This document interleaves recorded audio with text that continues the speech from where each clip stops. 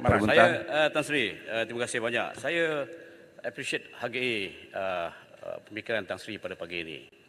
Dia masalahnya Tan Sri sekarang kadang, saya mengatakan kepada CA, benda-benda yang tak baik. Sebenarnya CA pun perangai sama. Saya tengok macam Kota Melaka. Sorry lah, Abah. Ya? Marah. Kalau kita bagi ni macam mana? Saya akan ada 300 soalan masing-masing. Sebab itu malam hari ini, melalui sekarang saat ini pukul 10.13. Saat ini cukup. Terima kasih. Cukup. Enough is enough. Okey, terima kasih Tan Sri yang Ketua. Tadi Tan Sri ada sebut tentang istilah KP. Saya setuju kalau perkataan KP tidak ditujukan kepada orang Islam, tuduh KP. Tapi kalau istilah itu digunakan untuk memang orang bukan Islam, itu sememangnya istilah yang dikhususkan oleh Allah ke atas orang bukan Islam, namanya KP. Tapi kalau ditujukan pada orang Islam, kita pun tak setuju.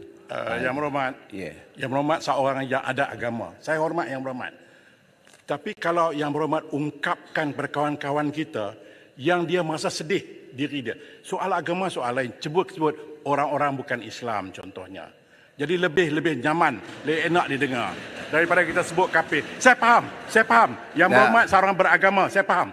Tapi kalau saya kenal lagi tu, dia berkawan baik dengan kita, tiba-tiba perkataan itu bagi mereka sensitif. Kita faham maksud kafir itu faham. Tapi tak semua orang merasakan selesa dengan perkataan itu.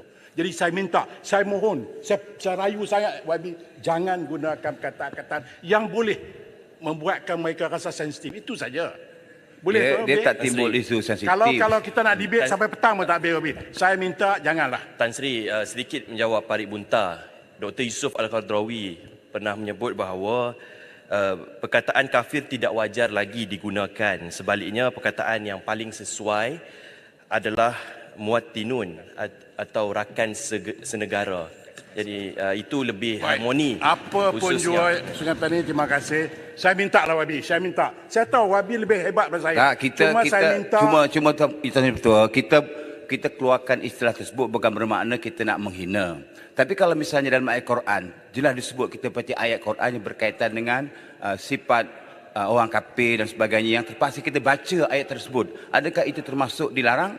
Innal ladzina amanu wal ladzina kafaru contohnya. Takkanlah itu pun tak boleh. Tengoklah penggunaan ayat. Saya tidak menyebut tidak boleh. Jangan asosiatkan. Bergantung kepada penggunaan ayat. Kalau ayat itu memang ditafsirkan begitu, kita nak kata Yang berhormat, kalau saya nak buka medan ini, akan ada 70 orang akan bagi pandangan berbeza. Kalau nak buka medan ini. Jadi cukuplah. Saya faham. Tapi tengok keadaan lah. Terima kasih berhormat. Tengok keadaan. Kalau memang ayat itu diterjemahkan begitu, Yang berhormat cukup. Tidak bermaksud untuk nak menghina. Dah cukup. Cukuplah Yang Mat. Tidak bermaksud untuk menghina, tapi memang itu yang istilahnya. Apa lagi yang nak buktikan? Saya kan cukuplah. Terima kasih, Tuan Peter.